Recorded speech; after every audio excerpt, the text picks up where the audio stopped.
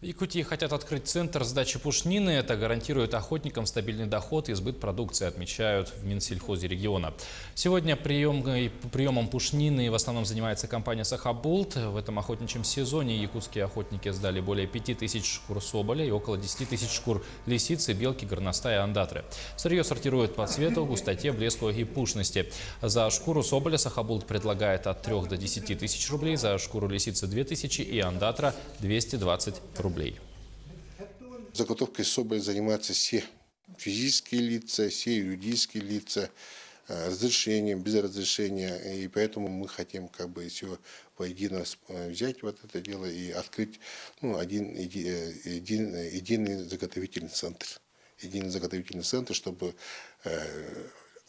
любой охотник знал, что на одном месте там заготавливается по какой-то цене шкуры соболя, например. Поэтому, чтобы понятно было. И, соответственно, регулировать эту ценовую политику, потому что цена на пушнину сейчас колеблется очень много.